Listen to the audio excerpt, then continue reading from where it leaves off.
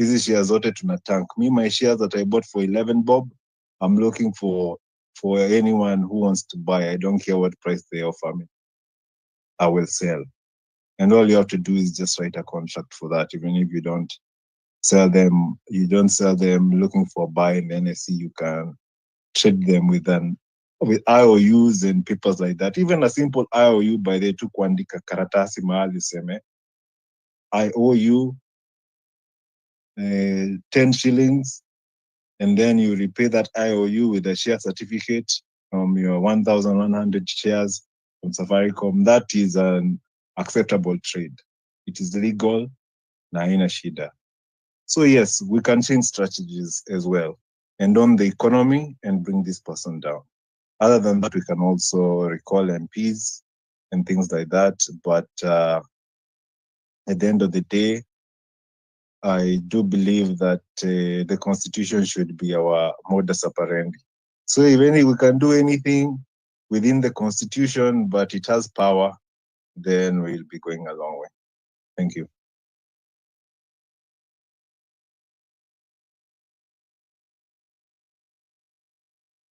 Asante sana. Back to you, Peter. Thank you for that red-handed Republican. Trini, do you have anything to talk to us about, Trini? Yeah, I wanted to tell Olwande, I'm glad she's back to the mic. Olwande.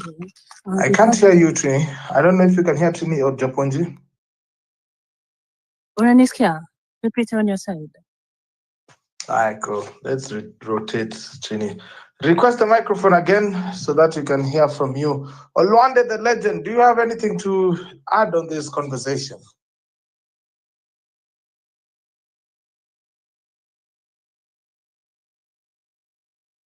Olwande, can you hear me?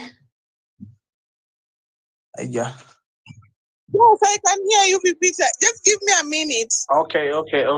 Let's give Olwande a minute also. So yes, ladies and gentlemen, you're tuned into Home Run in PP. We are 13 minutes to the top of the hour.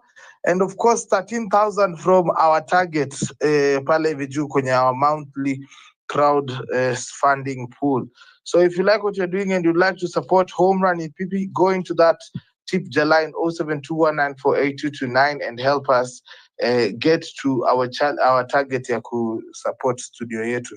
That is how you can help us keep the lights running on our studio. So basically, to maintain the independence of Home Run, I have decided not to go to look for money from politicians and such entities. I have decided that we will be supported by you, the listener. Na kwa hiyo, through that, we maintain an independence of voice so that we don't get judged ama kuambiwa tunyamaze kwa sababu tunalipwa. So kwa hivyo kama unapenda kazi yangu pale hivi nachanga ile 50 yako hiyo 100 yako ndio tunatumia ku run studio yetu. So maybe that is a point of note. Now, Jahoma Bey, how are you? PP, I'm all right. I hope you're all right this evening. Yeah, I'm just coming from listening to the head of state speaking today.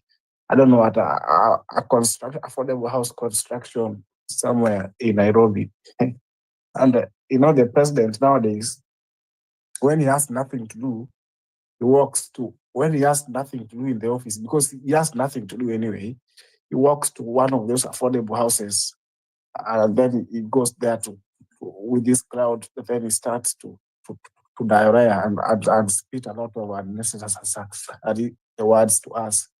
But it's what it is. I was speaking to one person today, one of the voters from the village, and he was telling me that we Kenyans, during the electioneering period, especially a few months to the elections, we have a very big problem. And Kenyans, we have a very big problem. And if we don't change this, Kenya will not change. We are the same, you know how foolish we are? We are the same people who are complaining now. And we are the same people who voted for this president. Same people. We were here when he was Raila Odinga's chief agent in the 2007 general election. We were here. Not that we were not here. We were here. And all the issues that happened around him, we were here.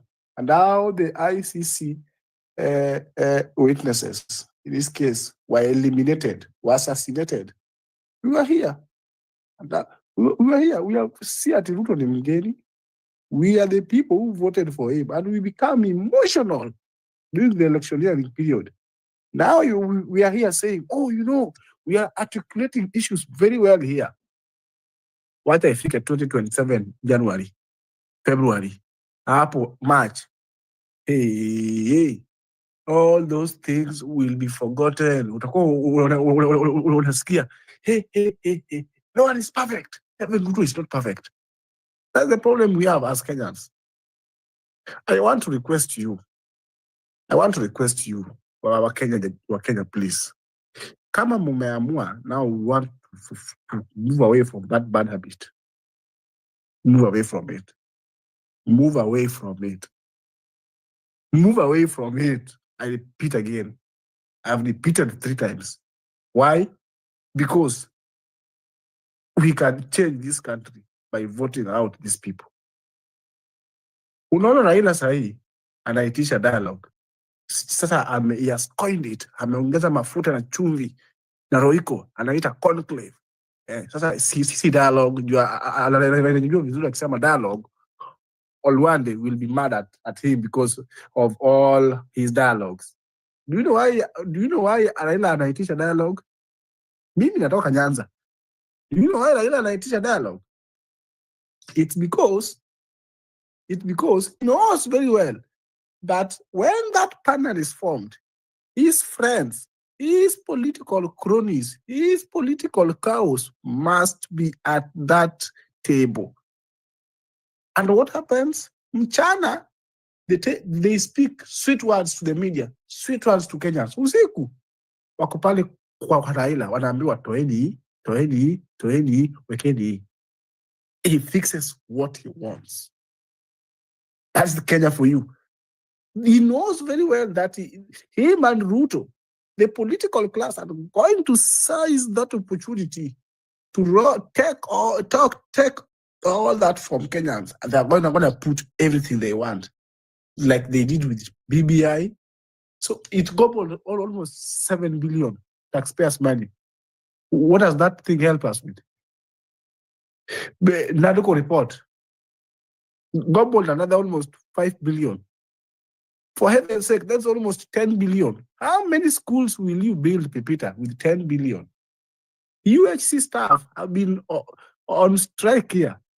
How much did they want? Just 4.5 billion. But we had people like Opio and I. For heaven's sake, what's Opio and I going to do? Opio and I, Kimani Machungwa. The likes of Kimani Machungwa used billions sitting down, debating Naduko report. So how has that helped us? And this is the difference between us and first world countries. First world countries, when they form such commissions, it is always smart. And if you understand the acronym SMART, and they ensure it is implemented, time bound, and at the end of time bound. That's the difference between us and them. As we like drama, theatrics, innuendos, or sweet political statements. And for the first time in my life, I am not a Gen Z. I've been in this country longer than Gen Zs. But for the first time in my life, I have had a president publicly telling Kenyans that I'm ordering shoot to kill. Or what is it called? Shoot the leg. When you have told a police officer to shoot me in the leg, what are you telling that police officer? Do you think that police officer will shoot me in the leg? How do you differentiate between someone who's going to burn a police station and someone who is being chased by a pug who is going to report a case? Because someone who is going to burn a police station will run towards the police station with anger, with stress and everything. Someone who's, if I'm being chased by a thug, my life is in danger, I will be shouting towards that police station, help, help, blah, blah, blah, blah, shouting, top of my voice. So how are the police going to differentiate these two people? What training have you put in place to help the police to differentiate between someone who is distressed, who has got a case to report? There's no difference. So we are at this, the head of state, ordering this. Kibaki, all these presidents, I know there have been these injustices. During the time of Kibaki, people were killed. And we can't say Kibaki was a saint. We can't say Uhuru was a saint. In fact, Uhuru was even maybe worse. But Ruto is worst. During the time of Moi, I was born during the time of Moi. I think most of us here, all of us were here, were born during the time of Moi. But Peter, what am I saying? What I'm saying is, please, Kenyans, if we want to change our country, let us think and reason when you go to the booth. When you take that ballot paper and go to tick at the booth, do not take that ballot paper. Do not look at the ballot paper and look at the surname. Do not go there with emotions. You want to punish somebody. I hear some voters go to say, go to the ballot to say, I want to punish. They don't go to elect good leaders. They go to punish other people. We want to punish Raila. He's a demon. Ni Kimundu Muguriki. I want to punish Uhuru Kenyatta. I want to punish William Ruto. I want to punish Kibaki. Don't go with that mentality on the ballot, please. When you go with that mentality, you end up with people like William Ruto. Not you, we. Let me put myself there because I'm not a voter. We end up with people like William Ruto.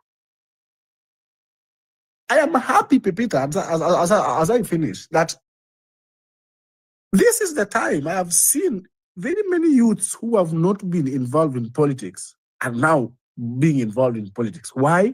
Because they have realized that politics control the food they eat, politics control the oxygen, politics control the water they drink, politics control the road they use. They have realized that politics control the job opportunities that they are looking for. They have realized that at the center of everything, all these things in life revolve around politics and good governance and leaders. And I have seen even people I never thought would want to be agitating for good leadership, people I never thought would want to be saying, okay, so kuchukua kura na kupiga, kumbe hii si kucheki tu, hii si kuchagua tu UDA, hii si kuchagua tu ODM and DCP. Okay. Oh, so if I am a Luo and someone is amepewa kiti ya CS Finance, hiyo kiti ya CS Finance usaidi. It only helps this person.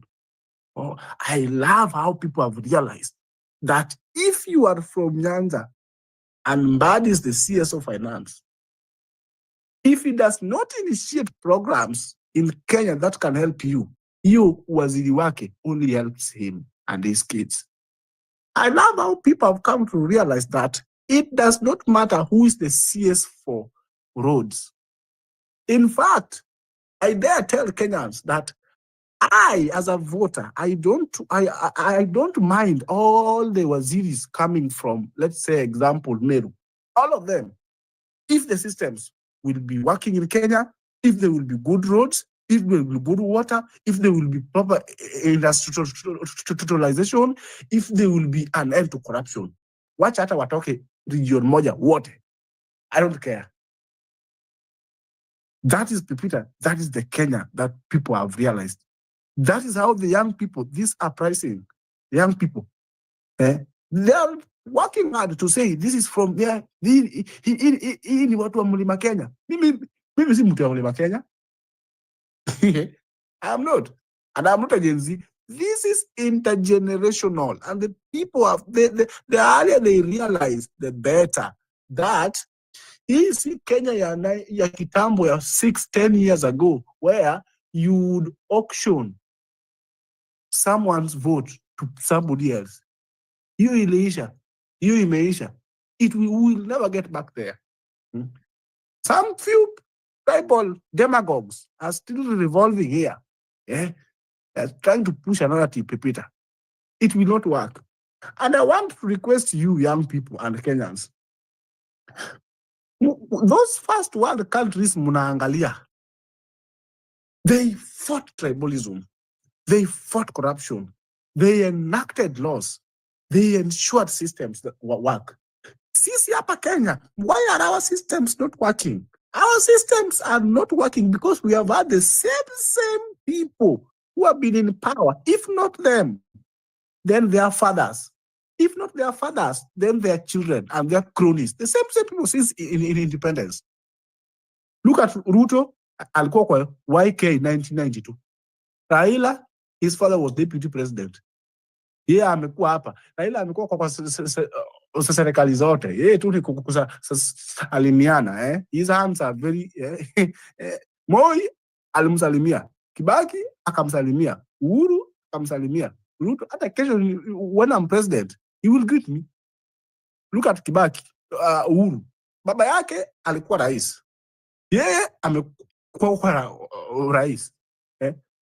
Look at Rigiji. Mafia. Mafia. A high court convicted him towards election 200 million that alikuwa amefanya business gush arudishe 200 million. Venye Rigiji aliingia power, hiyo kesi ilikufa hivi 200 million. The DPP and the DCI withdrew the case. Kesi ikazama. What am I saying, Nick Land? What I'm saying is this: the first world countries munaangalia, where systems are working, where there are job opportunities, where those countries took the hard decisions. They made the hard decisions. They ensured that they don't want to know who is Ochieng, who is Wafula, who is Nduku, who is Mutesia, who is Kamau. They ensured they put that aside. They ensured. And when they did that, they got rid of all these people. Power to water. They brought in new people. They dismantled the systems, because even if you get rid of Ruto now and you leave Ruto's son there, he will inherit that system. They dismantled all those systems. They started afresh. And that's why they are where they are now. So, you will shout here a million times, but if you still go to the ballot and vote along tribal lines, and vote, kama sahi, we are mad at Ruto. If you still go there 27 and vote at you are punishing Ruto, don't go there to vote to punish Ruto. Go there to vote to elect a good leader. And by doing so, you will be automatically removing Ruto. No, either knowing or unknowing. That's what we need to go there to do. Lakini mkitaka kusema hapa sasa tumekasirika, mtu kama mimi nimekasirika, Ruto out, Ruto, yes, Ruto out. So and now you want to settle for anything. You want to settle for someone like Martha Karua, mwenye alisua hili Kibaki at night. My goodness me. We are not going to sasa ati bora tu mtu atoke. No. Si bora uongozi, ni uongozi bora. I yield the mic. Sana Bwana Jahoma Bay. Ladies and gentlemen, Home Run with PP comes to you each and every weekday from 4 p.m. all the way to 9 p.m. East African time. And I just wanted to highlight that we are on a fundraiser mode here kwa kipindi. Kwa hivyo hapo hivi juu kuna tip jalai nimekuwa ikirun. We are currently at 7,000 of 20,000 that we crowdfund to help run the studio in terms of bills, internet and all. So if you like what you're doing, go into that tip jar and support the show. It really means a lot for us. I see Luanda Mkono. You can also request the microphone. It's just 5 minutes past 7. Let's take 1 minute before that just to tip the show, because tumesimama, we have only had one tip from the start. What the hell? Yes, just had one tip from the start. So let's let's go into that tip jar right now. Tunachukua hii dakika moja after 7 p.m. just to remind each other that Home Run and PP is supported by you. Na nasema kwamba hizi platform, they are because of you guys. Otherwise, kama bila sikilizaji, then we do not have a platform here. Yeah. And we cannot say that we can run it on fumes. Yeah. So tomorrow we are turning 2 years old. Mnaweza tuma pia gifts. Yeah, tomorrow Home Run Pipi is turning 2 years old. Maybe that is a point of knowledge that we are turning 2 years old as a platform. So something to note. Olwande, nimeona 1 minute imeisha na bado watu hawajaweka tips. Let's continue the conversation. Talk to us. Thank you so much, Pipita. Nilikuwa nasikia tu kwa umbali. I was being called severally by my fellow speakers. But you see, let us look at facts. I categorically likes to look at facts. Issues, real issues. Now, I think somebody has even spoke about what the president was saying today. And I agree, the president is very, very careless in terms of his speech. We don't want him, and for sure, we don't want William Ruto. I agree. But my question, I always ask people, right now, for example, if you say we remove Ruto, let's assume Ruto is gone. Whom do you have to present Kenyans? And will that person be able to work in the environment that we have in terms of parliament, the judiciary, all that? Will that person be able to work with these people? Because you see, you cannot work alone. So that's what I'm saying. As much as we are blaming William Ruto with his leadership, we have to look at the problem from the grassroots. Now, I want to challenge each and every person here. Nani amewahi kwa mstari wa mbele kusema we are collecting signatures? I heard somebody speaking about Meru MP here. Nani amewahi kwa mstari wa mbele kusema sasa sisi tuna collect signatures as a constituency and we are going to send so and so home? No one. And the change begins in parliament. In that parliament, if we can be able even to send just 10 people home, I think at that time MPs will be serious and will know that their job is at stake and they have to do the right thing, which Kenyans have never seen. I've never looked at things in that angle. Now, speaking of tribalism, and I really liked the fact that Jaoma Bey highlighted here. Honestly speaking, if you are telling me that Gachagua is not my problem, I go to the streets. After going to the streets, Gachagua comes in so-called televisions and tell us that, in fact, it's like he's the one who is heading us. I don't know who gave him that mandate. And people are jeering, people are clapping. You know, we have to look at facts the way they are. Personally, I cannot take a bullet for Gachagua. I can't. In all of those mandamanos, I think I've been using my resources, I've been using my own fare, I've been using my own energy. I don't think I've ever been funded by any politician to go to those mandamanos. And it is so sad that after I'm from those mandamanos, Gachagua wants to take credit. Ati Gachagua has the authority to address me today, ati he's calling up upon youths to stop going to the, as who? As who? This is same person who is a main contributor to whatever we are facing today. Look at what Gachagua did in 2023, for crying out loud. Alafu sahi sasa anakuja ati yes sasa anakokoa payslip. How do you create a problem then pretend to solve a problem? And we have here people, even here in this platform, Mwenye huyo Gachagua ndio Mungu wao. If me, I can come clearly and call out Raila Odinga. I believe some of you have seen even my own videos calling out these politicians severally. How can you tell me that all of a sudden Gachagua is your savior? And let me tell you the truth, Kenyans, if it's upon voting for Gachagua, I'll rather even vote for that Ruto, because Gachagua, honestly speaking, is even worse than Ruto. You people don't want to face facts here, and hakuna mtu sugarcoat mtu yoyote hapa. You know, I become so angry when I see on these social media platforms people like Njue now saying, people like Kiprono, you know, I can even call them by names. The only person I think we've always been in one language is Gaido. Because honestly, that is not a revolution. If we are going to call this a revolution, then everybody should pack and go. Starting with the president up to the MCAs. We call it a revolution. Because honestly speaking, we is not the only problem in this country. Personally, I have gone to those government offices. I have seen what happens there. The level of corruption we are dealing with. And it is in all government parastatals. And you want to blame who? You want to blame Ruto? You want to blame, you want to sugarcoat Gachagua.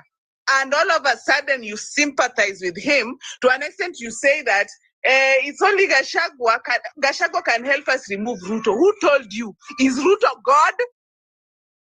If people like Mobutu Seseko was removed from power with the people, then you want to tell me that Gachagua is the man who has balls, a man who broke 28 laws of power. And you want to tell me that's a leader. And people are here juggling. Actually, for me, honestly speaking, I think that is nonsense. I have been spearheading these issues of Mandamano. I have gone there personally. If you look at my timeline, I think if you go and look at whatever I have been advocating for, I'm advocating for a better country. And if we are advocating for a better country, we should call out all our leaders. You want to sugarcoat Kalonzo, all of a sudden you call each other cousins. Cousins for who? Cousins for who? For crying out loud. You want to tell me that now it is one term is now circulating. And we are all saying, our president has failed this country and he should be going home. And that is for a fact. But you as an individual, what are you doing? What are you, because sending Ruto home and leaving the whole parliament in place, you've not solved any problem. So I think those are the issues people should be looking into. Thank you, Pipita. Okay, thank you, Grace Olwande, the legend. I see Bayo is here with us. How are you doing, Bayo? I'm doing good. Yeah, thank you so much, Pipita. And happy birthday to the platform. We've literally seen you grow in leaps and bounds, and I know it hasn't been easy. Congratulations. I just want to agree. Well, all Kenyans, we share the same sentiments, apart from very few people. We've seen the problems. The problem we have today as a country is not Ruto. The problem we have today is not Gachagua. The problem we have today is not Raila.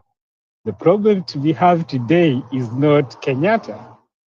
The problem we have today is us. We created these people. We are too quick to we too quick to trust. You trust every other person. You see somebody eating githeri by the roadside is a celebrity because of eating githeri by the roadside. You see somebody eating what do you call this mahindi beside the road. He's so humble, and we want humble leaders like him who can share, the common things that we do. Mtu anakula mturapo hivyo, and you all assume that that guy is humble. You don't know politicians. Politicians they live in flatten buildings if that means getting votes, getting your votes. So all these things, and I think, Pipit, if you can recall, there was one of your spaces said, and some people called me out. I said that the problem is us. The leaders we have is a reflection of who we are. It's a reflection of who we are. So if we have to drain the swamp, the way Grace said, the previous speaker, we have to clean the systems from all the way from the things we can change. There are certain things we can't change, but the things that we can change, for example, all these elected guys, we can drain the swamp, but does draining the swamp, how does it cushion us against where we are right now? Like Ruto took over where Uhuru left. And we all know that Ivan Uhuru wasn't a saint. We all know Kibaki at some point wasn't a saint. We all know Moi wasn't a saint. So how do we cushion Kenyans against all this? I think what we have to do is after Ruto leaving, after Ruto has left, we have to empower all these institutions. We have to go for somebody who has respect for institutions. I see people campaigning right now for Matiang'i. They've forgotten what Matiang'i did. As I said, we are too quick to trust people. You're trusting all these people, you're entrusting them. You say that afadhali mwenye unamjua, better the devil you know. Unasema mara yeah, akona pesa ataiba, but we've seen very rich people. Mnataka kusema nani was a hustler? Ruto wasn't a hustler in the first place. Ruto used our trust to just get to power. He capitalized on our weakness, which is trusting. We trust people so fast. You've seen it even online. Somebody will come up with a weye story, call you some monies, then mnajuta baadaye, but the damage is done, and I move on to the next target. So let us all sober up. In as much as we want Ruto gone, we still have a country to run. Trust you me, revolution, everybody wants it, but are we ready to suffer for some time so that our children or us, we can enjoy tomorrow? Are we ready for that conversation? That's what we should be talking about after Ruto is gone. Who comes next and how? How do we ensure whoever is coming next? Because Ruto was God-fearing and all that. He used to cry in churches. He used to do all these things. He was a hustler. He was like a mtu wa mkono wa watu and all that. And he was a servant. He said he was a servant. He was church-going and all this. So how do we ensure that we don't end up the same where we are right now? How do we ensure that? First, you have to go to the institutions. Like I said, and I think I said this before, but whoever holds all these institutions, like they're your brothers, they're our sisters, we have the police, we have all these judges, we have lawyers. We live with these people and we make up Kenya, what Kenya is. So why can't you start demanding for accountability from the ground where you are, from at family level? Because I believe you have policemen as your brothers and sisters. Why can't you start from there? Let me land there. Nisiwabona story mingi. Pipita, congratulations. Thank you.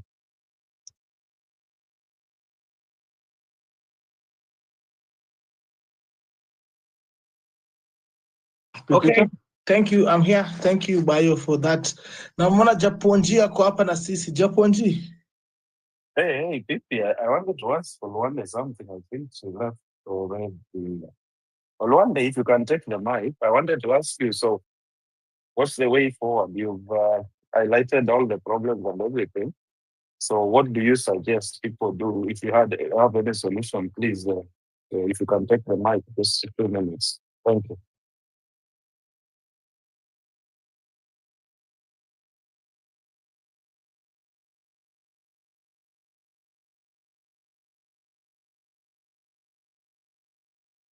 Olwande, hi there.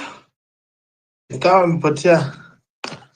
All right. All the while, ladies and gentlemen, as I was telling you to support the show pale with you, I want to say thank you so much to our guy wacha nimpe jina yake. Aitwa John. Thank you so much, John, for your tip. You're currently at 7,400. Yep, close to 10,000. Okay, top choice.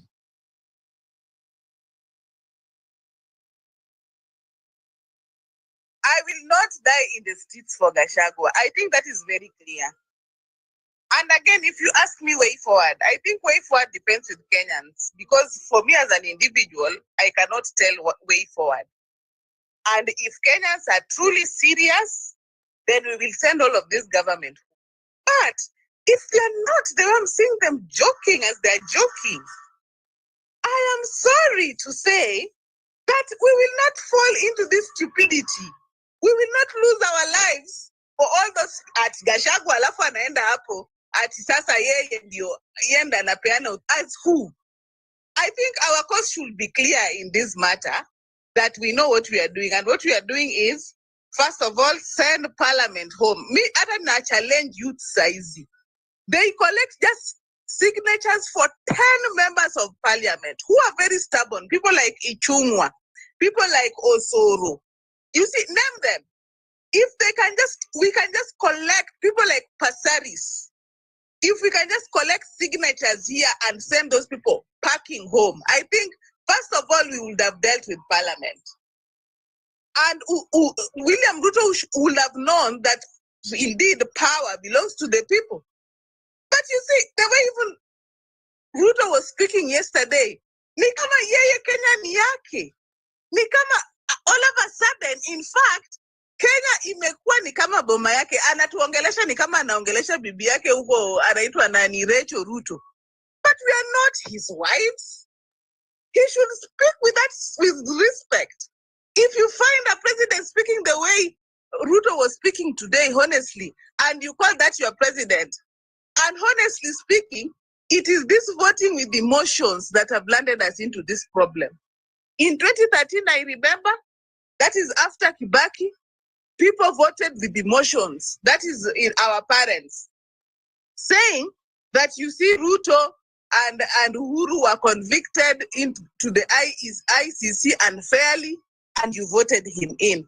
And I'm not saying maybe my preferred candidate, during that time I did not vote, but I cannot say that I had a candidate by then whom I strongly believed in.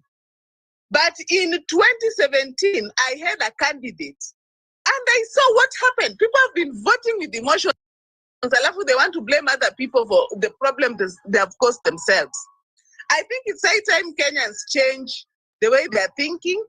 And as I said before, if you are in a war, because you see, in 2024, we just won a battle, but the war is still on. Until we win the war is when you can say that actually we've won this war. But as you see your opponent changing tactics, because if we look at things very well, even in these riots that are in the Mandamano, these are riots sponsored by politicians, and we know this issue. And if you know very well, this is the tactic that politicians use. You have to change your tactic to win the war. I think, guys, I hope you understand what I'm trying to say. And in fact, I'm not against people going to the streets. It has worked and it will continue working. But I'm against just linking ourselves to that cause only. We should come up with tactics. We should collect signatures. We should send a few MPs home, is when they can know the heaviness of the matter. I beg to stop there. Malia, not Malia, Dolphin has not spoken to us in a while. Dolphin, habari yako? Niko salama pipi, and I think I need to settle some scores with you, but let me do that later. Pipi, mimi ndasema hivi, si maoni, but ni vitu yenye nimeona. Mtakuja kudanganywa hapa ati sijui President Ruto ni mbaya, sijui Gachagua ni mbaya, sijui nani ni mbaya, sijui. People are mad with emotions. Na hawataki kusikiza ukweli ama hawataki kuambia ukweli. Na ukweli ni ya kwamba vipi, we were together not once, not twice, not thrice, more than 10 times. We've spoken about the public policy document that needs to be changed. We've spoken about the foreign policy document that needs to be changed. Hii mambo ya kusema ati sijui Ruto aende kesho, sijui nani aingie kesho, without those two documents being changed, there is no changes that you are going to make in this country, because that is what is dragging the vision of Kenya, and that is what is dragging the relationships between, or the diplomatic relationship between Kenya and other nations. How the fact that sisi bado tunalipa US almost 100 Gs for a visa, vitu ambavyo zinaenda kuwa cancelled na uregeshewi pesa yako. Auoni hapo kuna shida? No one is making noise over that. We are losing billions of money through that scheme. These are the same people who are in bed with the same government because they've got vested interest. Hawa wako biashara kuja kucollect pesa. Because of what? Wananchi wako naive on how to run their country. They will support whoever despot will be leading that country hadi atoke waeke mjinga mwingine. That is, they'll be using that thing for a very long time. So without changing those two documents, hakuna kitu itaifanyika.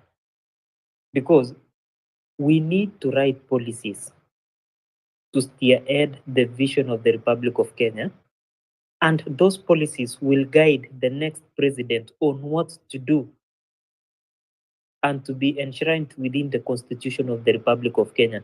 Akiingia akuja afanye vitu ambavyo vinaendeleza nchi. Sienda alale mahali fulani akiota, naweza jenga barabara fulani ndio watu wengine wanipende. No. Things have to be highlighted.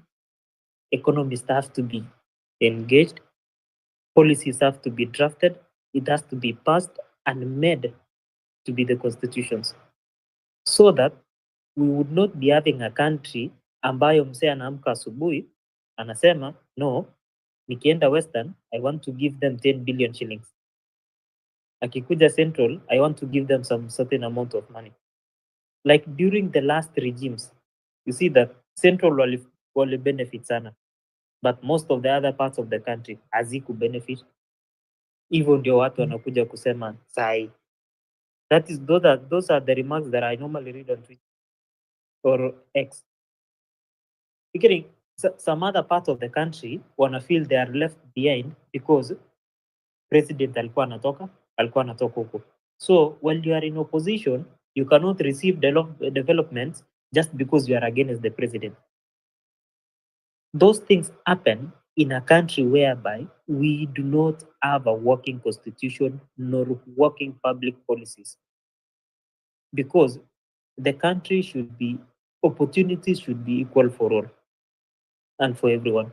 Kama barabara inajengwa Rift Valley, mbona barabara isijengwe Coast? Mbona barabara isijengwe Nyanza? Mbona barabara isijengwe? Those are the equal distributions of those things and should be highlighted within the constitution. Si ati mtu mmoja anapewa power, ana act na feelings, mkimkasirisha anatoka anasema oh, no, I cannot give you money for development. It's fucked up. But when with your strong mentality, thinking that you'll go to the streets and overthrow a government, bro, mtapigwa risasi miguu. Ikifika wakati wa kwenda kupiga kura, wote mtakuwa na wheelchair. The same person will come in power. What will you do? The only strategy that could work sahi is to change those policies. Hakuna kitu ngine. Mkisema sijui you are going for demonstrations, sijui so mnaenda kumtoa Ruto, then what? Kalonzo akuja kuwa president? These are the same people. Maraga mwenyewe cannot even fund himself. Atazunguka, atachangiwa na watu. Kama anataka kuchangiwa na watu, mbona asianzi kama ako na akili, mbona asitumie akili yake sahi to at least make people see sense in him. If kama ako na hiyo akili, speak and make us see the sense in you that you are going to change this country. Si ati kuungana na watu wawili, watu watatu kwa boardroom, sijui mnaanza kuongea sijui we want us to be the president just because you think that we have not seen scandals in you. No. Leadership doesn't work like that. Each and every president has to be patriotic kwa nchi yake. We do not need people who will be taking our resources, giving them to other people. If you see the way Israelis do, they are ruling each and every damn corner of this world.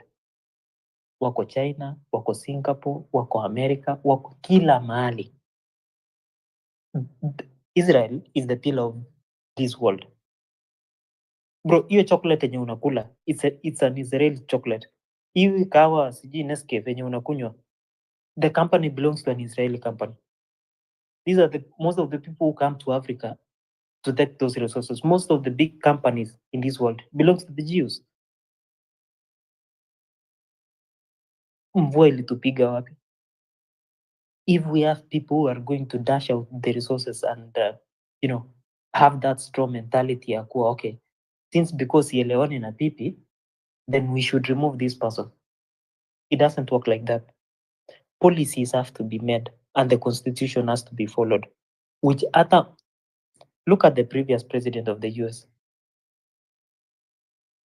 Mnajua state yake penye alikuwa. But the country was running because of the constitution and the policies that were placed there by the US. So if Kenya can move to that direction, those documents kwanza zibadilishwe. President mwenye atakuwa amefanya vitu yenye imeandikwa in that constitution, it will be a different thing and he will be voted out. The reason why we do not have that IEBC in place ni vitu za kijinga kama hayo. Why should you consolidate power in one person in the first place? Because the constitution allows that. So unless watu wawache mambo ya maandamano kwanza, washughulikie hizi documents kwanza, things will work out. But going to the streets thinking that you are going to remove the president, mutaitoa. You'll go the Bangladesh way, you'll go the Libyan way, you'll go the South Sudanese way, you'll go the Yemeni way. Utakaa kama Somalia, just to mention a few.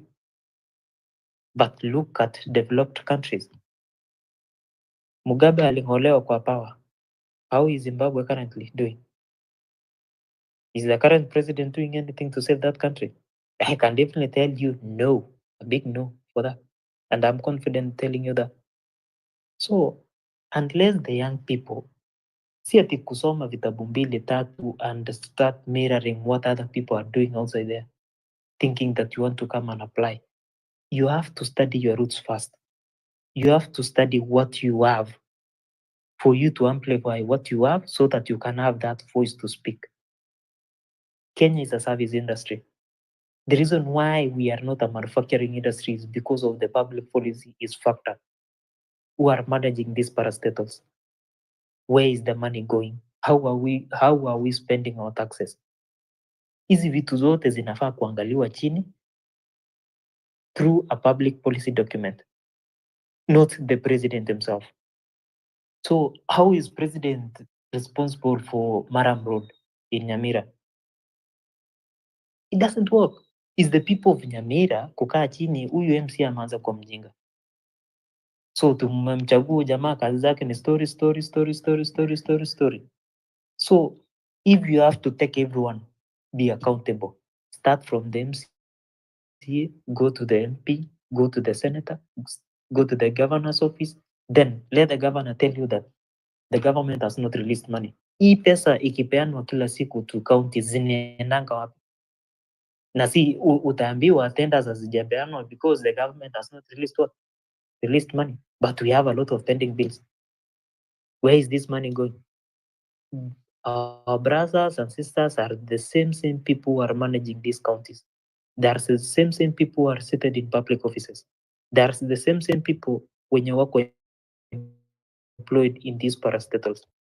How are we going to solve this mess? The mess will be solved by changing the public policy document. The mess will be changed by changing the foreign policy document. Uganda, you are supplying us with papers, photocopy remove papers. At what rate? What is the agreement? Yes. How much taxes are you going to waive in this? Let us supply you with meat. Let us supply you with sugar. Give us something else in return at a cheaper rate so that our citizens can do what? Can buy them and the business can continue. Rather than going to the streets, destabilizing the economy without changing these policies, mtu mwingine akikuja, he'll rule over power. We saw the other day, Matiang'i alikuwa minister CS Interior. What did he do? The same things that Murkomen want to advocate for. Tuambiane ukweli. Then who is better? Saitoti was there. Alifanya upuzi yake. All these guys do not ascend to power to please you. Juu wako kwa chini ya mikono ya watu wengine pia. So unless the country works, and there is no way a democracy will work for a country. We need someone who is a dictator, but also a father figure for that matter. Ajue, I've gone to the extreme, na hizi vitu lazima zifanywe. But development has to agenda because in a family, hautakosa watoto wawili, watu watatu, watundu. Because the moment you crack the whip, people will hate you for what you are doing. Wacha nisiongee sana pipi. Change the public policy document and the foreign policy one. It will solve all the problems that we are experiencing today. Na watu watakuwa naenda majuu kutafuta kazi, tutakuwa na makazi hapa because we have everything in Kenya. From the experts to the minerals that we need. Each and every technical ability iko Kenya. Shida is the foreign policy and the public policy document. Thank you for that, Pipi. Thank you, Dolphin, for that submission as well. He says we should change our public document and our foreign policy document. Sijui kama tunakuanga na hizo because clearly we don't. Otherwise tungekuwa tushazijua ziko. Niliona wali launch foreign policy document a few weeks ago, bwana Dolphin. But it seems like it's only for the e-visa thing. I see Malia and Redheaded Okwapa. The conversation is going on well. You can also communicate with us through the comment section if you're busy, and we will read your comments where due. Naona Malia mkono juu red-handed. Let's go to them. Of course, we are still calling upon you to support the show. Our brand is supported by you, the listener. Keep supporting us via the Twitter line. Malia. Thank you, Peter. I think I want to address the previous two speakers. So, what Alwanda is saying is true, that this so-called opposition, they're trying to hijack. You are hearing Gachagua now saying that because he knows with him, so he's saying that now, can you join us? Can we close ranks? We be in the same boat.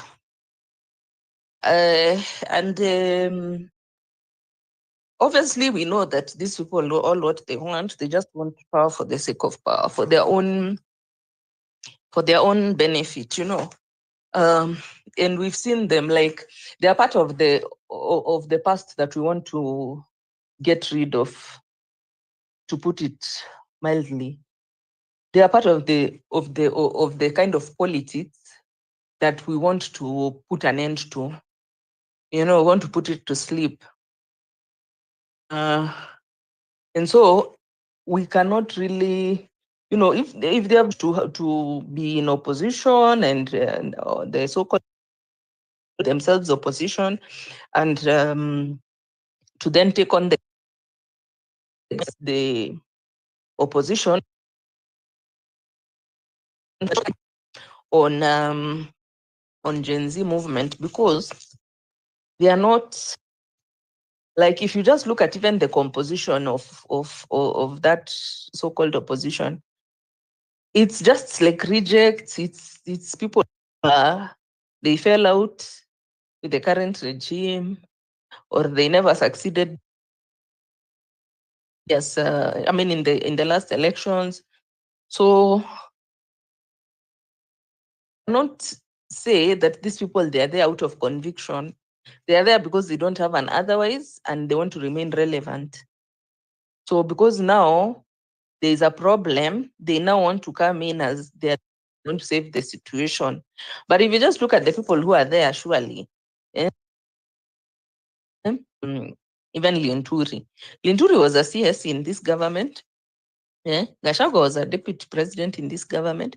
So now when they fell out, you see somebody like Moses Kuria who has quit. He has resigned of his own volition, not at unafutwa kazi ama unajipata you are fallen out with the current, and now that's when you go to opposition. That is not it at all. Or you find that the coalition which you are in didn't make it to State House. So you decide now, let me be opposition. It doesn't work like that. You should be opposition based on principle, not on, of which even Raila himself, he has just been on opposition, not based on any principle. It's just been based on trying to make the best of why he thought that he'll ascend to power. So we can't really call that one as such. Nile tu sasa, what else do you have to do? You go into oblivion if you're not going to be the opposition. So we don't want those kinds of people. We want people who have conviction and who are opposing based on principle, not based on eating the cake. So now you have to start eating the gravy train eaters who are there. So now you have to start pushing back because you don't want to, you want to remain relevant. You want to Kenyans to keep seeing you so that maybe they can vote for you in the next election. I don't know. So that group, Olwande is saying, surely we need to put a lot of distinction. As much as they may be able, may ride on, condemn what is happening, fine, atukatai, but we are not closing ranks with them because they are polluted, actually. You know, they are polluted, and once we decide we are going to go ahead with them, collaborating with them, we are now going to spoil the what we had in mind, the vision that we had in mind when this movement started, because we wanted a lot of cleanup, draining the swamp. Lakini sasa, if you are told you're going to take the rejects who are in the swamp, who are in the cesspool, now you are now going to work with them. Even you lose legitimacy, and their problems will rub off on you. Their past and their whatever toxic past that they have will end up in the movement. So it's fine, they can comment, no problem. And they can even ask us to join based on principle. We can't join them because if they had not fallen out with a guy, they would still be in the government, they would still be doing the same things. And we saw how they were when they were Akina Matiang'i as well. We saw them when they were in power, what kind of people they were. So hatutaki hiyo caliber of people. Mambo ya kubadilisha policies and whatnot. Systems work as well as the people who are actually custodians of those systems. So if IBC, let me put an example of like IBC. If IBC is having a really good system, they can have an excellent system. Of that system, they are corrupt, they can become their system, then is going to fail. The people who are there dealing with the system, handling the system. So in under the cover of night, left and right. So you can do whatever you want to change the policies, but when a president comes in and he's like Kasongo and he's busy corrupting people, buying people left and right, and then he's like, okay, there's this policy, there's this clause which is bringing for me Kizingumkuti to be able to. It's barring me from exploiting my position, abusing my office, abuse of office. It's abusing. It's stopping me. So I pay some people their hands. Some people who are in parliament, and then I bring in another clause to counter. So we can change our. In fact, our constitution is one of the in the region. But our problem now is that the people who are supposed to be implementers and custodians, they're actually the ones who are busy abusing it. So we may do all that. We may do all those things of change the policy so that the president can't be able to be taking it to Nyanza. And then if you fall out with him, he can't deny you your location and whatnot. That's what we were doing when we were bringing devolution. We wanted every county to be assured of their which they're going to get, regardless of whether they are in the system. They are the ones who are in the seats or not. The seat, it doesn't matter. They'll still get their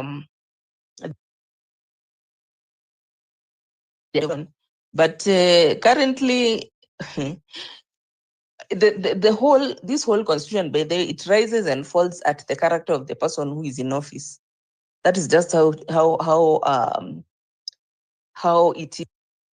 So if at all we cannot implement as at now, who says we are going to implement when we add more policies? We won't. So that's why if we know that this constitution rises and falls with the person who will be in the office, we need somebody who has a lot of integrity. We need someone who is, very principled and all that.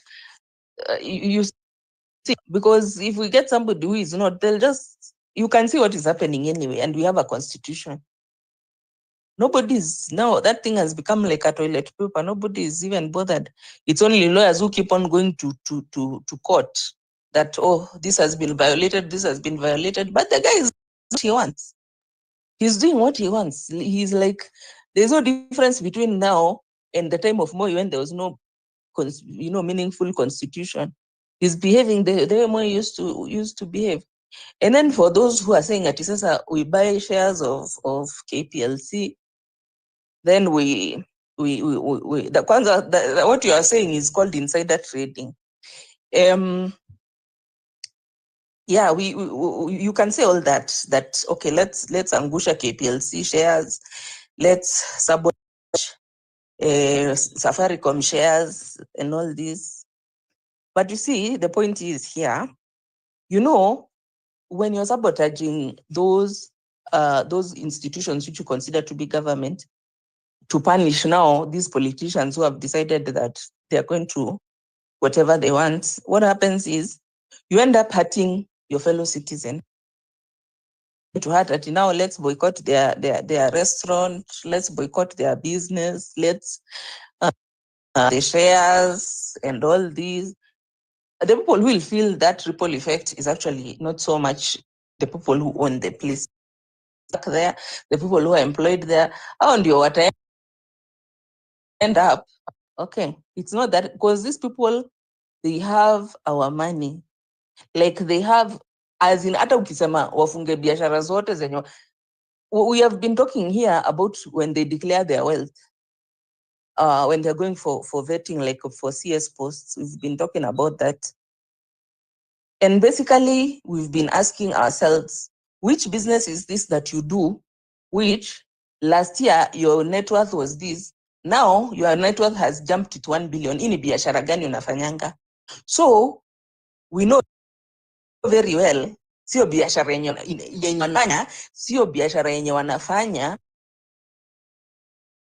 na wakuwe na hiyo net worth. Ni pesa yetu yenye wanaiba. So going to collapse businesses is just going to harm that shares or whatever the thing is. It is just harming those small people who work there, the waiter, the chef, the who. Those are the people who will suffer, but not really the person who you are trying to target, because with money, with our money. Pesa yenye anaenda kununua nayo nyumba Dubai, sio pesa yenye, even when you look at the investments that they make with the money, it can tell you it's not their money, because who is going to use now this DIG who alienda kununua nyumba $2 million, who, if you made that $2 million legit, like you worked for it, you had a business, you really used your mind, you really strategized and maneuvered, mpaka you've made that $2 million. Tell me the truth. Anybody who has done a business, mtu mwenye amekwa kwa biashara, anaenda, amemake hiyo pesa fair and square, ajakat any corners, ajaibia, nani ataenda kununua na hiyo pesa nyumba Dubai? Can you tell me? That money, once you get it, you want to reinvest it now to expense, or you go into another business, you diversify. Those are the legit. Go even look at Warren Buffett. That's like the one of the wealthiest people in the US. Uko ni $1 billion dollar billionaire. Na mse hana nyumba Dubai. And he has been a billionaire like forever, dollar billionaire like forever. So the ways that our so-called leaders behave can tell you that hakuna sabotage, utawasabotage ati sasa the money they have, the riches they have is from stealing our money. That's why anaweza chukua hiyo pesa aeke kwa bag, aende apeleke Cayman Islands ama wherever there's a tax haven, Switzerland or wherever it is, aeke hiyo pesa kwa account cash. Mtu mwenye amefanya hiyo pesa haezi enda aeke pesa yake ilale tu somewhere kwa. He can't. So that one cannot work. You know, the one I'm saying that can be positive and it can really work is withdrawing. That one of withdrawing them is a very effective method, because this withdraw, you know, the access that they have to whatever funds that they get and whatever fringe benefits that they get from being in those offices is what is sustaining them, is what is making them wealthy. The moment when they no longer have that access, maisha yao pungulu inaenda hivyo. And that's why you see many of them wakishatoka kwa parliament ama watoke kwa hizo viti wanafirizikanga. Many of them they firizika because kitu ilikuwa na watajirisha ni hiyo pesa yenye walikuwa wanapata hapo. So where we should target is where it will hurt them, not where it will hurt our fellow Kenyans here who are just waiters, who are just chefs, who are just people working in KPLC ama working in Safaricom, who are with us in this journey of not even a journey, in this hell of paying taxes until you are like now 60% of your paycheck is going to the government, as if you are now working for the government. So be short-sighted, left-sighted, and tuanze kufikiria vyenye nani anafikirianga, because that mindset ni ile mindset yenye Kasongo anakuanga nayo, and that's why you see anaenda ana insist that, for example, the latest finance bill, the guy will be like, ati, if you're importing a car, double the tax. That is a layman's understanding of economics. Huu ni mtu mwenye ajasoma ama ajaangalia macroeconomics, because if at all the cars which are being used in Kenya, they are used for utility, zinaenda kufanya kazi, then uende double the tax. Sasa hiyo kazi yenye walikuwa wafanya na hiyo gari alafu ikulipe tax, at the end of the day when you sit down and you look at your target, what you are targeting, you end up not, hata afadhali tu ungekaa na what was there, you would have made more taxes. So we need to look at this thing holistically and be advised by economists. We jump into things, but what Luende was saying that, can we sign those nini tutoe pasaris, tutoe one by hata mtu mmoja, hao wengine watati. You can see what happened on tulianza kusema tunatoa watu mpaka wakaenda kuprint t-shirts ya kusema forgive me, because that's where the gravity train is, and that's where we can hit them where it will directly hurt them. Direct, direct, not direct shooting for the hip. Sio unaangusha mtu by kuangusha mtu tudogo twenye wanafanya kazi kwa huyu mtu ama whatever the hell, you know. So Kenyans, we need to take this thing of the signatures seriously. You saw that time when we were really serious about it, uliona na wakachill sana na wakakuwa humble, because that's where their resources come from. Hapo ndio pesa yao yote yenye unaona hii wenye wanaenda kununua nayo Dubai nyumba, that's where it comes from. The moment when you remove them from office, wanakuwa raia. Hiyo packs yote sijui international medical fund ya kuenda kutritiwa abroad, sijui ABCD, Z, zote they have to be raia. And they'll do anything for those seats, and that's where we need to get them at. Hapo ndio tutawapata, lakini hizi zingine sijui atu sabotage what akona. Back to you, Peter. Yes, Peter, can I respond? Go ahead. Yes, I wanted to talk about something else, but you'll just allow me just 1 minute to respond to Malia. Malia, I get your frustration with the NSC argument, but you should know that is not insider trading. Insider trading requires, even it comes from the name, that you have to be an insider in that company or have sensitive information from that company in order for you to carry out insider trading. Rather, it means that if I'm a Safaricom CEO or board member or management, and I find out that Safaricom is about to have a deal, a $1 billion deal with Huawei, I already know that those shares are going to go high. And since this is not public information, it's information that is inside Safaricom, I use that information to buy more shares, or I sell that information to somebody who will buy more shares. That is what is called insider trading. Me, as a kawaida Kenyan, buying shares from Safaricom in order to sabotage Safaricom, that is not insider trading. Because me, I'm dealing with public information. I have no information from the company. Secondly, this strategy is legal, if you think about it, because in 2017, Kenya allowed short selling, the Capital Markets Authority. Short selling is where you can buy a stock in order to short sell it, or rather you borrow a security on a stock, if I can use those words, because at a high price, because you borrow a security from you borrow a loan, or rather a security from the bank or something, and then with the intention that you know that this price is too high, that these shares are going to drop.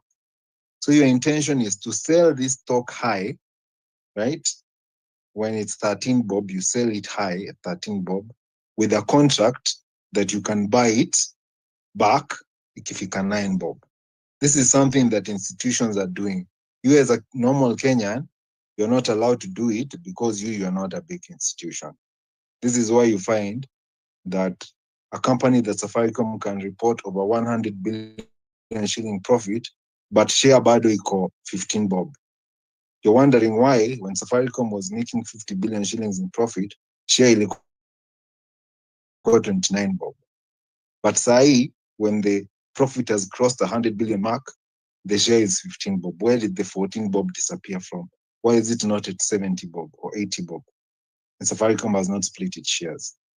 Because institutions are short selling, which is what I'm advocating for here. It is perfectly legal. People are doing it. These institutions are not caring about those jobs of those waiters. They're not caring about those jobs of those people working in Safaricom. They are doing it to make money. And because it is Kina Ruto and Uhuru who allowed them to do it, they're going to fund them again in the next campaign to continue leading this country. This is where I'm advocating for Kenyans as well, to join the market. If these guys, this is the way they are making money, and this is the way they are funding campaigns for our leaders. If you remember, Uhuru Kenyatta was able to raise 1 billion shillings in 3 hours. Those people who remember 2017, that when Uhuru had the campaign fundraiser at Safari Park, this guy was able to raise 1 billion shillings in 2 hours. Why do you think these people were giving him 1 billion shillings? It is because they are the owners of capital. They are the ones with the 1 billion. They are the ones with shares in NSC. Kina Chris Kirubi were big fundraisers of Uhuru. Kina, what do you call him? Kina Michael Joseph and the likes. Kina James Mwangi. These guys who actually own shares in the NSC. These are the guys who are choosing for you who is going to be your president. This is why Ruto, when he was talking about hustlers, and then when he got into government, he switched sides. Now he went to the owners of capital. Akamwambia hiyo ilikuwa tu story tu. Niingie kwa hii kiti. Wacha sasa to let us now work together because I've already fooled the masses. Anyway, that was just for Malia. It was not a critique of her argument. It was just setting the record straight. Now for, what was his name? He's already dropped from speaker. I think it was John something or Dolphin or something. I have forgotten. He was talking about Maraga, and he said, why people are talking about Maraga and Hana Pesa, like, does he expect us to fundraise for him? I would say yes. Yes, as Mali has clearly stated, people, where do you think someone is getting 10 billion shillings to campaign na salary yake ni 1.2 million? If Maraga does not have that 10 billion, it means he did not steal. It means he did not steal. When he was Supreme Court Justice, he used his salary wisely, made his investments, but hata hesabu yake venye anaigonga, hiyo hesabu haikuji vile atapata 10 billion ya kucampaign. So if he asks us to fundraise, I will be the first one. I will be the first one to send my money there so that he can own his campaign. And lastly, to Ms. Olwande, I want to second you on the fact that Kina Rigathi and Matiang'i are not the leaders of choice. That one I agree with. But you have also to understand something. We are the ones who followed the narrative that we are leaderless and partyless. But remember, if 2027 gets here, and Ruto has not, and half term has failed, we'll have to go to the ballot paper. Now, you're not just given one ballot paper. You're given 6. As much as you choose the president that you want, for example, for me, from someone from Nairobi, I get my ballot paper, I will have one for president, which I'll vote for Maraga. But all the other 5, there will be people in parties. I cannot write a name there for the person I want. I have to tick a box. Now, if those parties there, and this is why I think the leaderless and partyless movement was initially an NIS-generated script, is because they want that ballot paper only has system parties. System parties. In other words, you will find hapo uko na DCP, uko na ODM, uko na UDA, uko na Jubilee. Those are the only parties you have to choose. You cannot write any other name there. You have to tick a box. Even if only one person votes, that one person is a majority. Even if 10 people vote and Ruto gets 4, Maraga gets 6, Maraga is not the president, but for all the other positions, watu wameweka UDA. Because Maraga has not fielded a candidate in Molo, he's not fielded a candidate in Garissa, he's not fielded a candidate in Mombasa. What we are basically doing is we are telling Maraga here, take the presidency, but parliament, it is ODM and UDA who will tell you what to do. So at the end of the day, this is where Kina Rigathi Gachagua are getting their air from. Because us, we've decided we don't want to create our own party. As we've decided, we don't want to create our own leader. And then 2028 will be there saying, Wakenya sisi ni wajinga, kwa nini tulipigia chama ya Gachagua? Kwa nini tulipigia chama ya Ruto? Kwa nini tulipigia chama ya Uhuru ama chama ya Raila? Yet we are not asking ourselves chama yetu ilikuwa gani basi, tulikuwa tupigie na nini? So we should always remember, as I wind up, we should always remember that it is the ballot box. If we don't manage half term, let me not destroy our hopes. We can manage half term, yes. But if we don't, and we find ourselves in 2027, it is the names and the parties that are on the ballot box that will be eligible for the ticks or the X's. If the party is not there in that ballot box, be prepared to see leaders that you do not want. And to see Kina Gachagua, even if he doesn't run for president, say he doesn't run for president or he runs for president and loses, but huko Mount Kenya ni ilikuwa choice ya DCP ama UDA, that those were the only parties that fielded candidates there. Of course, it is only those two parties. People are going to choose DCP. But if there was another party there, like, say, Maraga chooses the Green, I saw him walking around with National Green Party, or what was it called? If he puts a candidate there with that party, well and good. But it's not just one candidate. We're talking about Mount Kenya having 64 constituencies. Therefore, he has to have 64 candidates. In every constituency, he has a candidate. In every ward, he has a candidate. In Nyanza, let it not just be it is ODM that is there. Let him also have the National Green Party or whichever party he chooses. Let him have a candidate in every ward, in every constituency, in every county, and for every position. Then that way, we can say that Gachagua tunyamazie, wacha kutuongelesha, tuko na watu wetu. But if we remain like this, that we don't have a party and we don't have leaders, my friends, be prepared for tears. Be very, very, very, very prepared. And I'm not trying to hurt anyone's feelings. I'm not trying to destroy anybody's passion. But let us now evolve from the leaderless and partyless, and let us now start thinking about a party and a leader. Not a leader, leaders. Talking about 290 members of parliament, for 1,450 MCAs. Those are the positions that are currently there. And 47 governors, 47 senators, 47 women reps. Get a party, get all those candidates in total who are around 2,000 from all the constituencies, counties, and wards. And we can get rid of now the system. We can actually do what you're saying, draining the swamp. That is the only way. I pass the mic. Thank you, Red Hand. We have 52 minutes before we call it a night here. I see Dr. Mofo today is not in the mood of coming to the mic to talk to us. So, Dr. Mofo, we hope to get to you one day and talk to us. Also, I just want to call upon you that we need your support. Pale viju kwenye tip ja line yetu. Right now, we are currently at 7,400, trying to raise 20,000 for our studio upkeep.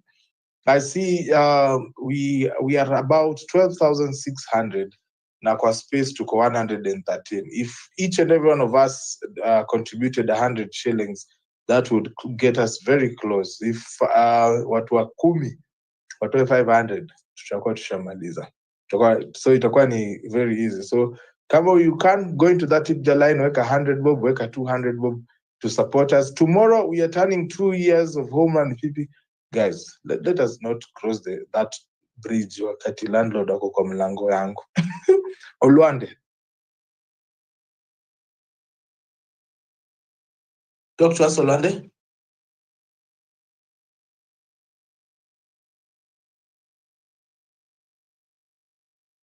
Okay, Japonji. Hey, Pipi, I just wanted to respond to previous speaker. Pipi. Oh, okay. So there is a speaker who is saying that we need to change, I don't know, some foreign policy, I don't know what policy. Then I refuse to accept that, because do we really think that Ruto doesn't have what it takes we do the right thing. I think as we speak, we have to be very factual because this guy has everything it takes. But the reason why we have these movements is because he refuses to do the right thing or to follow the constitution. You have to differentiate that. How many policies does it need for him or for us to ensure that he can follow the constitution? So you cannot go that route. You cannot keep adding more and more policies, for, I don't know, foreign policy to make this country, stable. No, we don't need that. We just need someone who is conscious about the constitution and do what he said he will do. For instance, does it take an economist or a financial expert or an educationalist or a professor to actually push someone like Uhuru Kenyatta all the way to ensure that we have accountability for the loans or the debts that were taken? Does it take someone who is Harvard material or all that? I don't think, because basically speaking, this is what we are avoiding. We're avoiding facts here. We're just talking because we want to talk, but we don't have what it takes to convince people. Pipita, are you there? Am I the only one not hearing anything?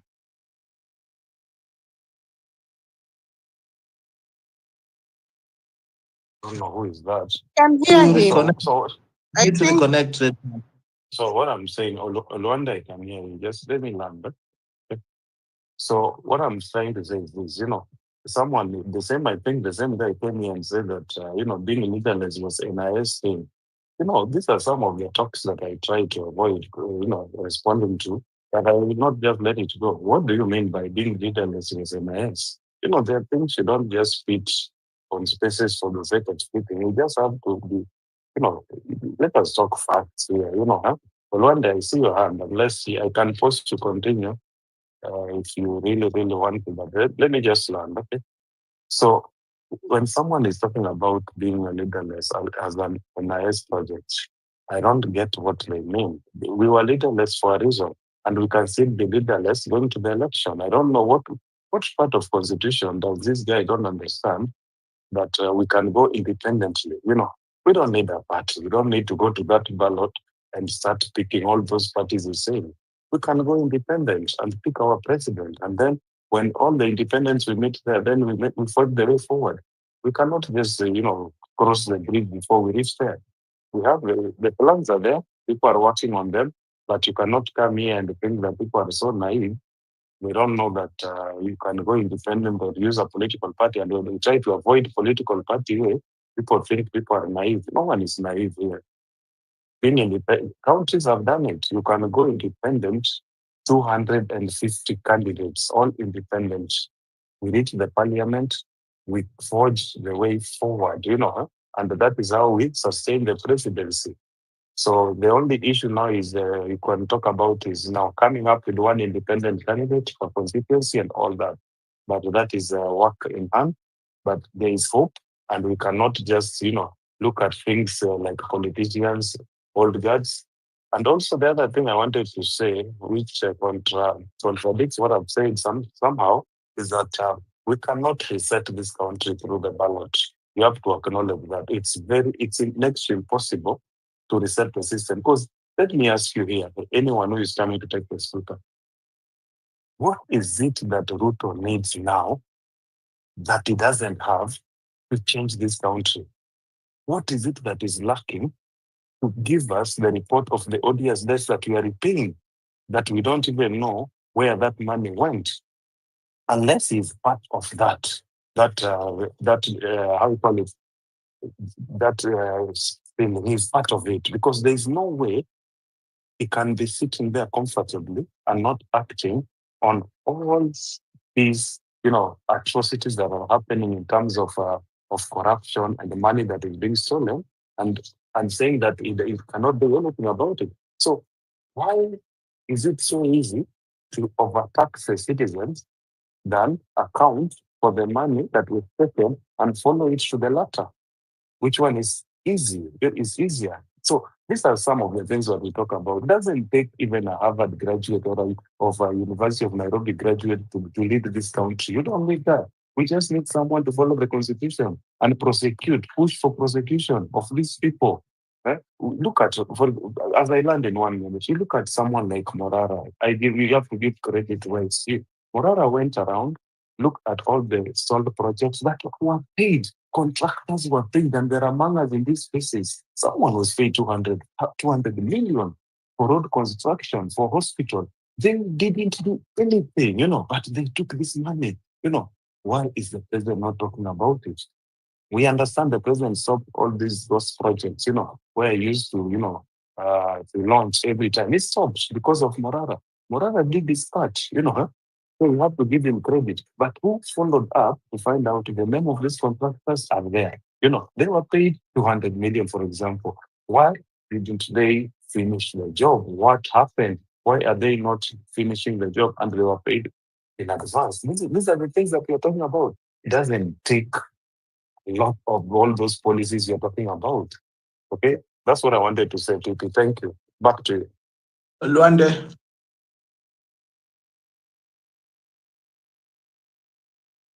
Luande, are you there? Luande, kwani uko space ngapi? Yes. Talk to us.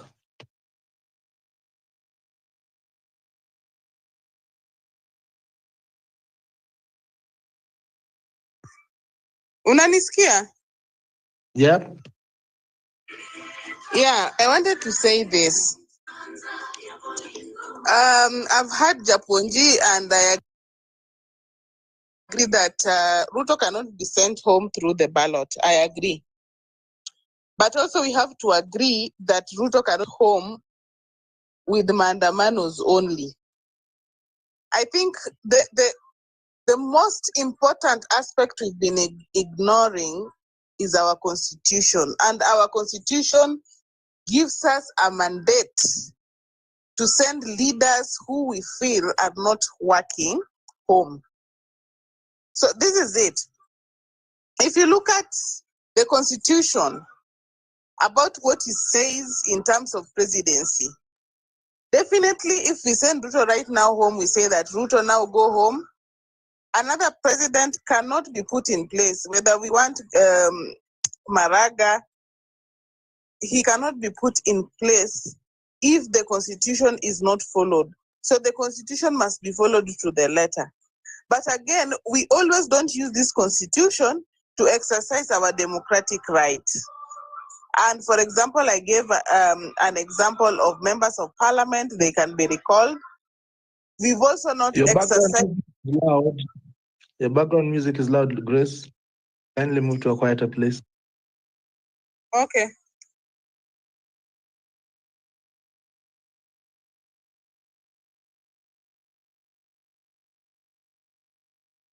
Continue. So, as I was saying, we've also not been able to look at or brainstorm in terms of constitution what we can do to punish these leaders or to teach them a lesson. And I think I gave an example.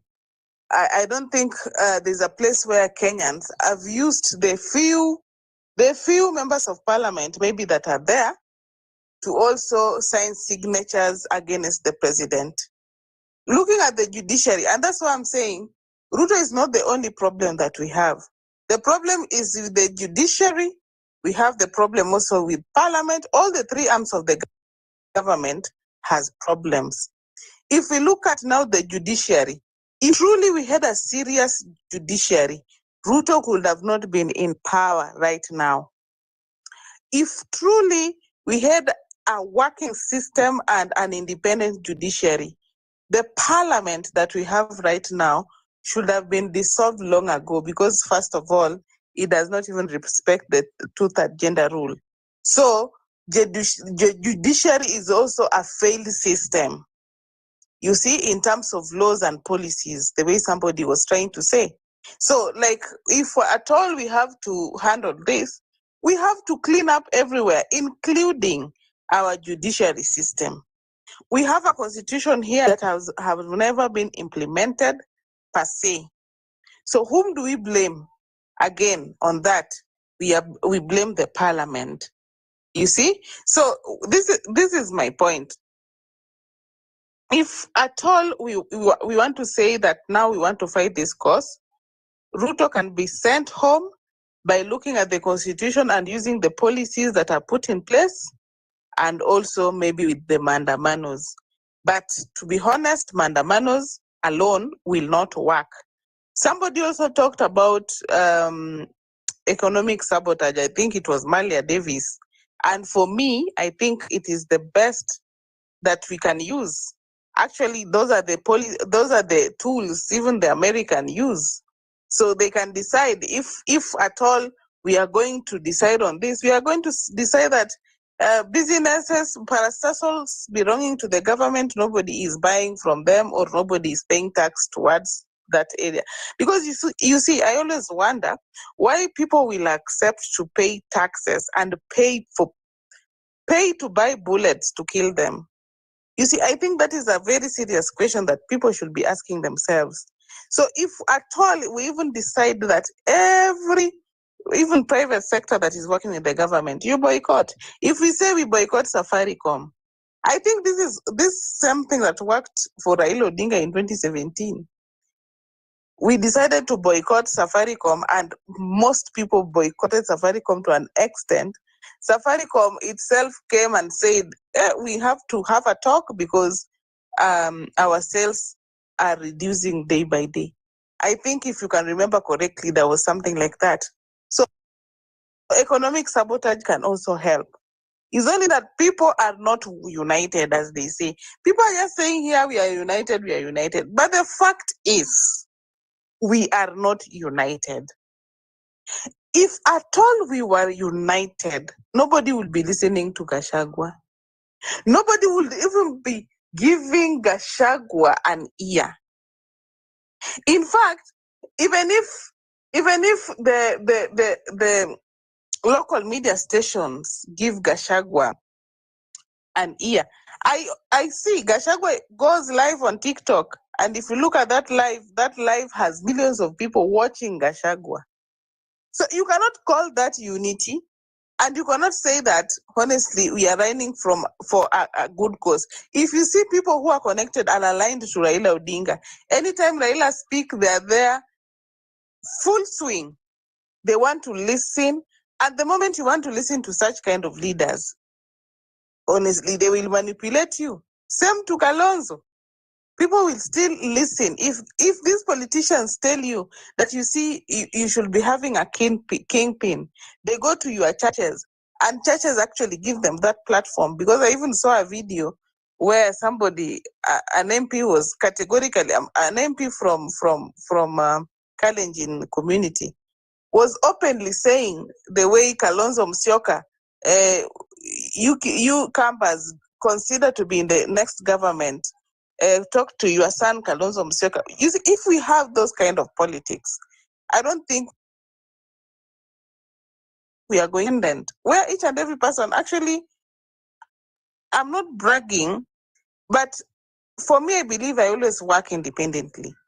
And ever since I started voting, that it was in 2013, I don't think there's any time I have voted depending on psychophancy. So I know from next year, these politicians will come with 6-piece. And you will listen, you will vote 6-piece. They will come here, choose so and so. You will choose that person because your kingpin has said. So as much as we want to say that there is unity, there is no unity.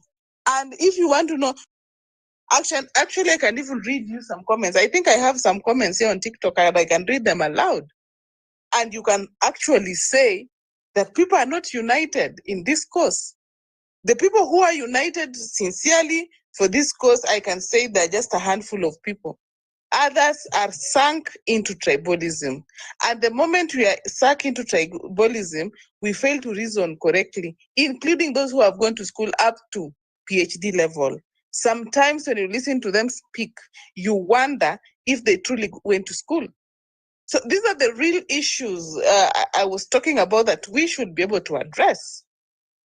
and we should be able to repeat to each and every person so that each and every person can understand that actually this is the main problem that is eating up this country. So I think we've not done enough in terms of exercising our rights and in terms of looking into the constitution and looking at the clauses that favors us. If at all you are a fan of movies or you are a fan of reading books and you read some of these ancient books when it comes to leadership, if they could not use thorax to remove someone, they will use laws to remove someone from power. These are things that have happened even before. So these are the things that we are not really exercising. I saw a hashtag bye bye Pasaris. Within 2 days, it is lost, and it is lost up to now. So even in terms of people who are saying let's connect, this is someone who can sponsor a bill to restrict people from demonstrating their democratic rights. Then you want to depend at court hatakubali. Court haitakubali aje na hiyo court yenyewe iko corrupted. So it is you now to stop this thing from even being read in parliament. And how can you do that?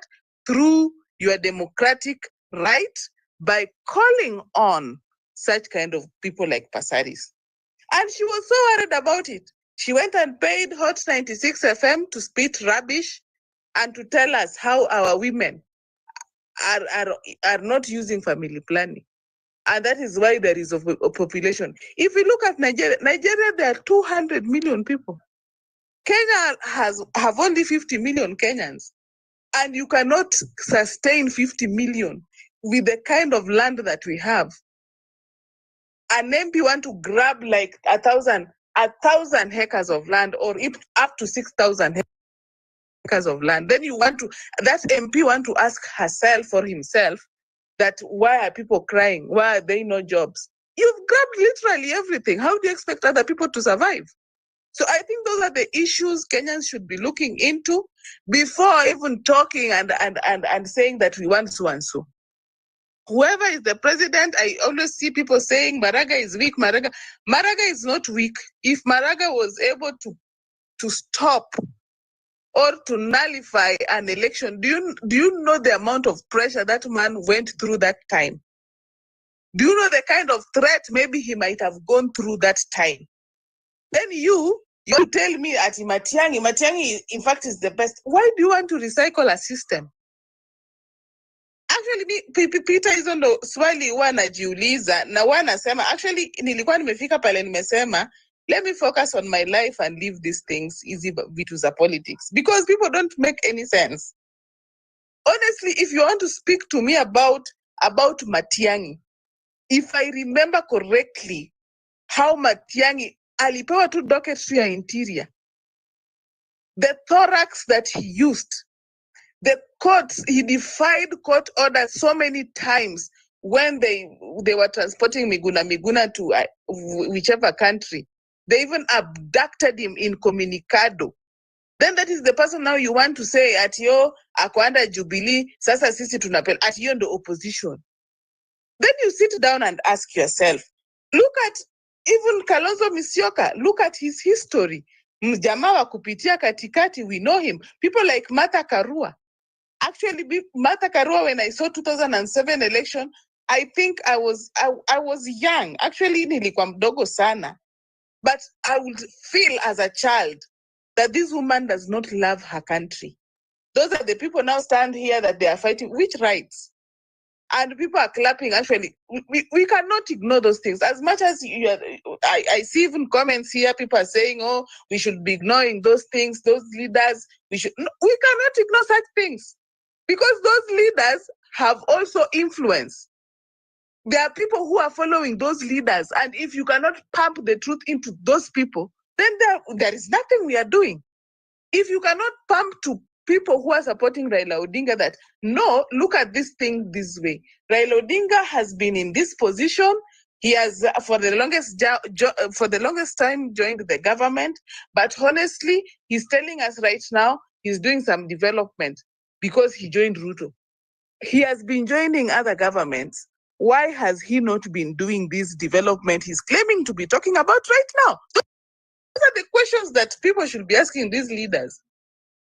we cannot assume that we should not talk about Gachagua atiyo Gachagua kwa huko.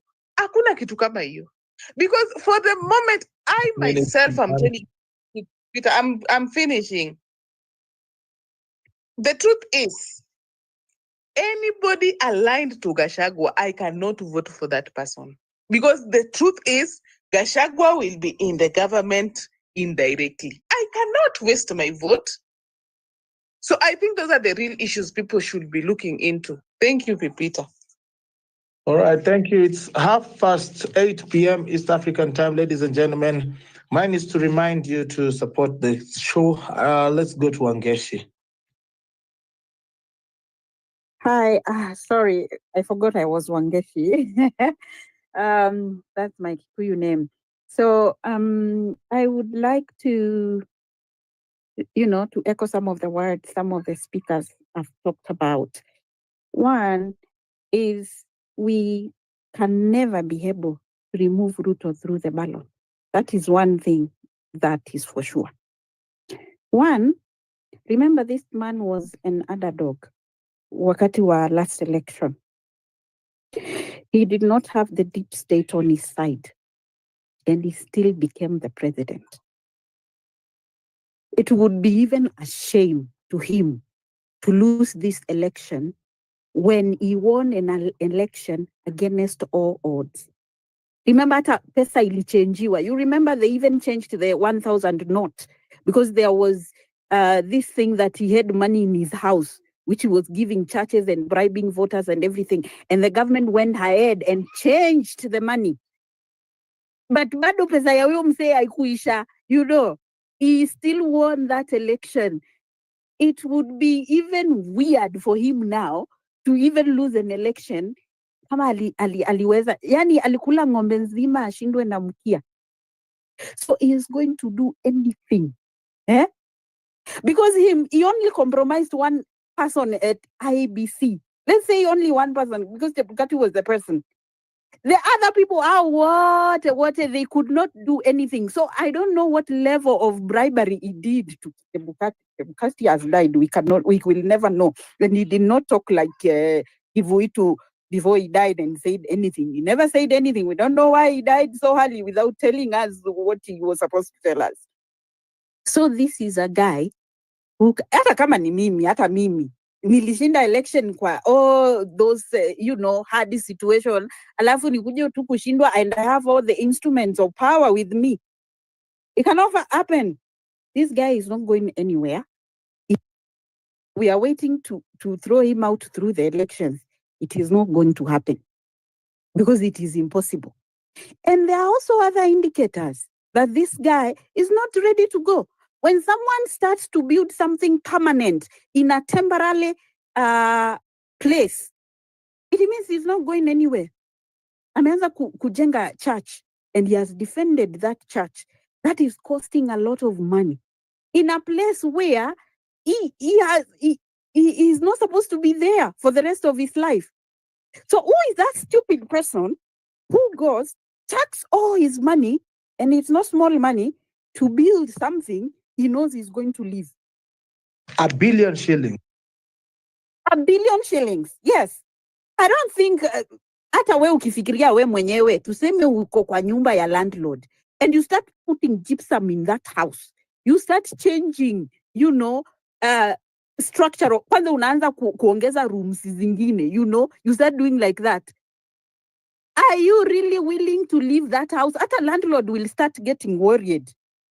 Kaanza kushindwa, unaweka gypsum, unataka ukitoka hapa uniambie nikulipe gypsum yako ama nini? Una change tiles, you even change the doors, unaweka alarm system, unaweka vitu permanent fixtures in that house where you cannot live with. That automatically tells you this person is not willing to leave. That is one thing. Then another thing we need to know, Ruto in his own personality as a person. Ruto has never worked a day in his life in the normal working sector. He's never been in a corporate. apate pressure ya corporate where you need to be accountable and you need to show where money is going and show where why the company is not making losses or and profit and all that. The guy has been a politician from university campus. This guy was a politician. He was inducted in politics by Moi. He was a student leader. He was a CU leader. And he used that from akitoka university aliingia politics na Jirongo straight away in 92 with a lot of money. So this guy has never been in a place where he's exposed like now.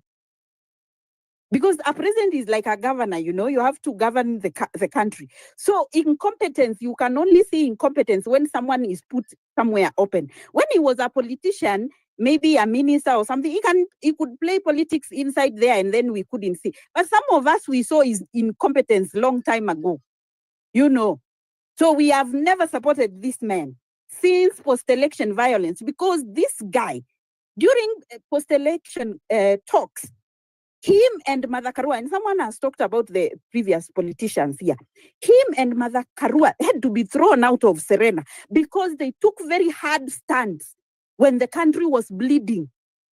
They took very hard. That is the first time I say that is one of the things Mother Karua did, which I will never forgive her. She has done so good things, but that one, her and Ruto took very hard stands. Ruto supporting Raila and Karua supporting Kibaki. And it was like, if these people continue to stay here, these discussions will not go on. Because for Karua was like, the loser takes it all, the winner takes zero. It was a zero-sum game for both of them. Secondly, we have to know when we tell Ruto to respect the constitution, he cannot respect a constitution he never voted for. The people who never voted for this constitution, one of them was Ruto. He was agitating against the land reforms and devolution. That guy did not support devolution. He did not support land reforms and many other things in the constitution. Because if you say you don't want the constitution or you are drumming against it, what are you telling us? So when you expect him now to respect the constitution, I think we are just forgetting. The guy is deputy president. He's a professor of law. Who should be advising him? Uyo Mukomen is a professor of law. Who should be advising him? They have not. Because why? That guy cannot be advised by anyone. So they have to sing his tune. Whether you are a lawyer or you are a professor of law, you forget, you start behaving like a psychopath.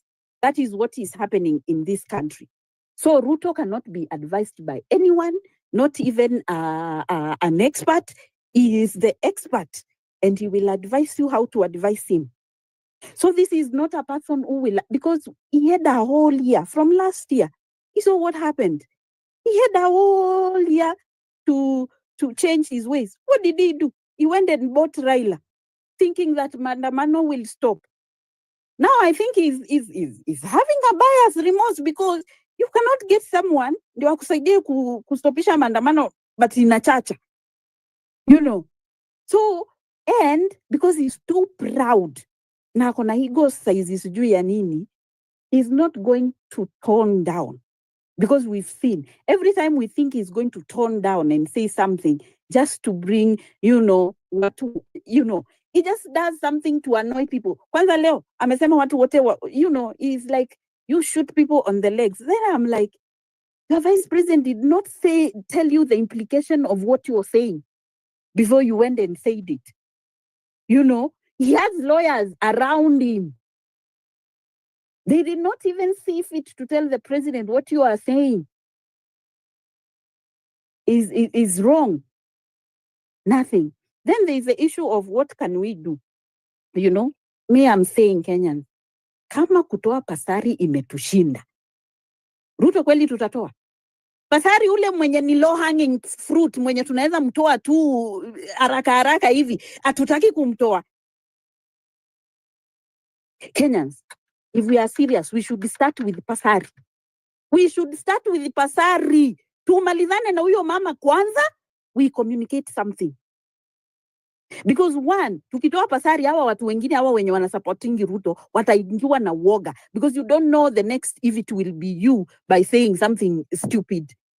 But Fasari is there. She was scared. Someone said, yeah, she was really scared. She thought it's gonna happen. Then what happened? Because tulisema after maandamano Tuesday ni kutoa pasari. Leo ni lini?